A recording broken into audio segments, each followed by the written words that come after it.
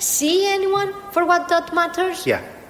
I think that in terms of the whole COVID-19 secure thing, I think that Manchester pretty much went above and beyond with all of the measures. I think that pretty much 99% of hospitality in Manchester jumped on board with the measures. And yes, we have had a few places that have closed down and a few places, well, I say closed down, they were forced to close or they had licensing restrictions imposed on them.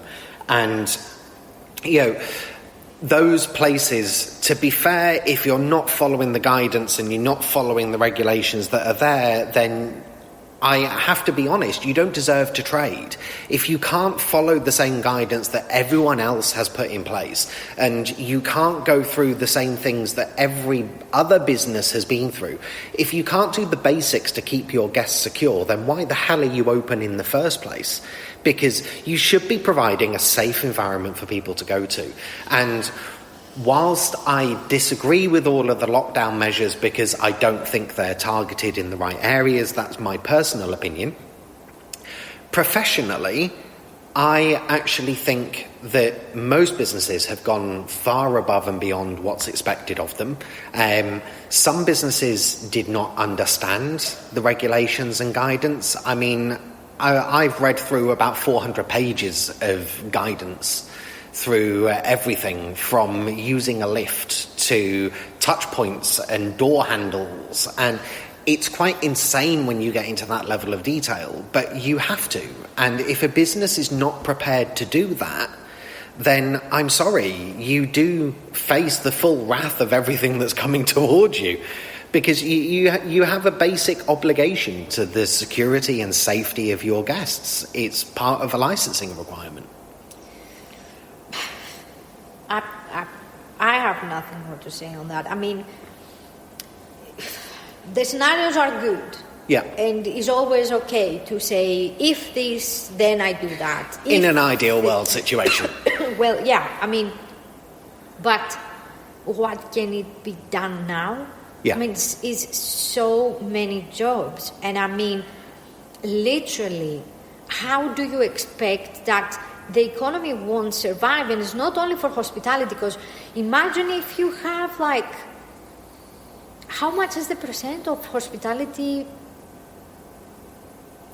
workers right now in the UK? Do they even know? Do they even have a clue on what this percentage is? They have, rough figures are around about 200,000 redundancies announced or so. But that's pretty much just in the main players. Now, if I'm honest, I don't know a single hotel in Manchester that has not been through redundancy consultations with people. And I don't know a single hotel that isn't going through some form of redundancies with their staff, because they have to in order to survive. I mean, literally, your biggest cost is generally payroll or rent. They're usually your two biggest costs, and you have to cut one of them. If we can't get negotiations on rent, then we have to go for payroll. That's the only choice that a business has, is cutting their payroll. And with the current furlough scheme and that shitty new scheme that was announced with pay 55% of a wage for 33% of hours, which was hailed by the government as some beacon of hope for keeping people's jobs, it's stupid. Yeah, but then again, you have to think about the housing for the rest of them. Okay, you got fired, you got redundant, however the term you want to use the fancy or the ordinary name one. Yeah. I mean, I haven't seen. I love my landlord. Don't get me wrong. He's the nicest person on planet Earth. But he didn't even say, "Hi, reach out. Are you able to pay your rent? Are you able to have food on your table?" I mean, we say about hospitality in general, but then it goes down to the ordinary, everyday life of everyone. Yeah. I mean, where do you expect all of these people to go? That's the whole thing, is that you are creating. I mean, people talk about a welfare state, and it's being created at this moment in time, whereby we are going to have so many millions of people signing on to various benefits. And as I discovered the other day, speaking to one of the ex-staff from here, as I discovered the other day, job seekers allowance, you can only claim for 180 days in a year. Well, that's what they've been told anyway. So they're then bouncing to universal credit, but because their partner works, they're now in a situation where they're not able to get any money or any support whatsoever. So going from the main breadwinner of the house to relying on other people, it's quite a culture shock on its own, and it's quite demoralising. I mean, mental health is just going to have a massive implosion across the country. I mean, yeah. And imagine that there are other countries, well, obviously we're talking about this country now, but there are other countries that don't really pay any attention to mental health. Don't ever forget that. I mean, we should all really feel very lucky that we are where we are right now. And I mean, yeah, you can get... and how is that even going to work? Have a temporary job for 6 weeks. Then you stop, you try to stop the benefits you have. Then you go on again on the... How do you even think that these people in these actual... From anyone who works in like universal credit, oh my God, I feel sorry for these people right now. I mean... They're doing their best they can. Yeah. But that's about it. You don't really have any guidance as to what. It's a system that's not designed for this kind of economic shock in any way, shape or form, is it? It's not... I mean, the welfare system is tailored, particularly in this country, it's designed to get you into work. And if anything, the welfare system has been designed over the years to force you into going out and working, because it basically puts you on this line of, hand to mouth. That's the way that you live your life when you're on benefits the majority of the time. And by having the system that is designed that way, you're trying to force people into work, but there's no jobs. And then living on a minimum wage. Don't. I'm not. It's just, if there is a person that can handle that, I just bow and I clap for them and please show me how, because I feel lost at this point. I just feel really lost. I mean, they have to do something. I'm not quite sure what they have to do at this point. But I mean, you saying you are going to level up the taxation on what? Yes. Are you kidding me right now? How can I pay more council tax? How can I pay more taxation? How can I pay on what? Yeah. I mean, how am I supposed to pay my rent? And you did... Okay, the government tried to do some things, but it was only for 3 months. Yeah. I mean, you covered me for 3 months, so I'm not going to be kicked out of my place. And I don't know. And then how? What to do afterwards? We're facing a situation whereby society is just going to become mass evictions, mass homelessness, mass welfare. That's literally what we're heading into. And if you take just hospitality... The amount of businesses, not a day goes by where I'm not looking at Twitter or LinkedIn and seeing redundancies and seeing business closures, and it's horrendous. It is absolutely horrendous.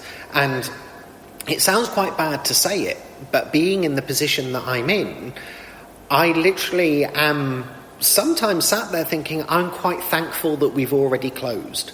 That we don't have to go through this pain of watching a business die, of watching it be strangled to the point of non-existence, which is what's happening to a lot of hospitality at the moment. I mean, you look at London, there's reports coming out now that people were trading on Saturday night at 20% of normal revenues. That's not enough to live on. That's not enough to survive on. I personally am annoyed in a sense that a lot of businesses are not really picking up the fight, that they've really given in. There are a lot of businesses that I see that have given in and have literally just accepted, fuck it, shut the doors. And that does annoy me in some way, because I'm like, you should be fighting, you should be on the picket lines, you should be bashing down the doors of the Houses of Parliament in order to save your business. So,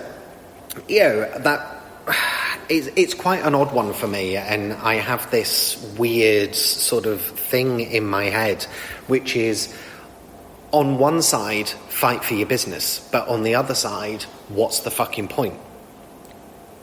And I can see where businesses sit with this. I don't understand. I try to follow news. I mean, every industry has taken it like, it's not okay what is happening. Fashion industry is dying. It's hemorrhaging money every other day. I mean, they know better than I have a say on that. But I mean, is everything? Hospitals, you see now that don't just create something for a month. Yeah. You want to look numbers, 20% up. This month we did great. No, you didn't. Because next month it's going to be 40% up on poverty. Yeah. You want that. That's what you want to create. You want to create like poverty now. IT business is booming, but how many of us can we do IT?